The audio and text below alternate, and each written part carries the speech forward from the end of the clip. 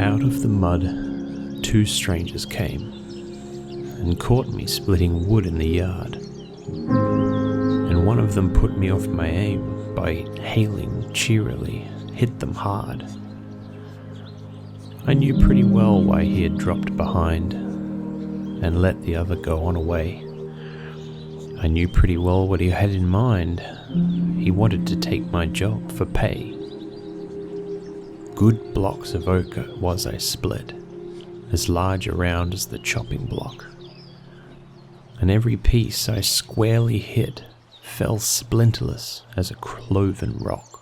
The blows that a life of self-control spares to strike for the common good, that day giving a loose my soul, I spent on the unimportant wood. The sun was warm, but the wind was chill. You know how it is with an April day, when the sun is out and the wind is still. You're 1 month on in the middle of May. But if you so much as dare to speak, a cloud comes over the sunlit arch, a wind comes off a frozen peak, and you're 2 months back in the middle of March. A bluebird comes tenderly up to a light and turns to the wind to unruffle a plume, his song so pitched as not to excite a single flower as yet to bloom. It is snowing a flake, and he half knew winter was only playing possum, except in colour he isn't blue, but he wouldn't advise a thing to blossom.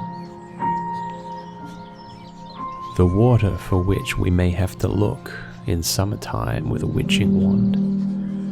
In every wheel ruts now a brook, in every print of a hoof a pond.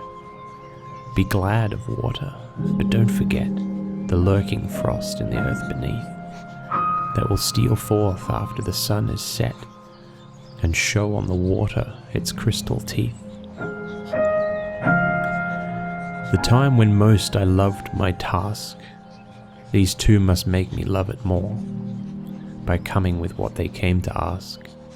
You'd think I never felt before the weight of an axe head poised aloft, the grip of earth on outspread feet, the life of muscles rocking soft and smooth and moist in vernal heat. Out of the wood two hulking tramps, from sleeping God knows where last night, but not long since the lumber camps. They thought all chopping was theirs of right.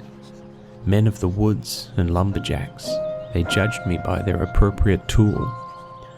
Except as a fellow handled an axe, they had no way of knowing the fool. Nothing on either side was said. They knew they had but to stay their stay, and all their logic would fill my head, as that I had no right to play with what was another man's work for gain.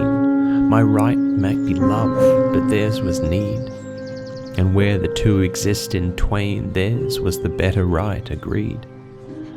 But yield who will to their separation. My object in living is to unite my avocation and my vocation, as my two eyes make one in sight.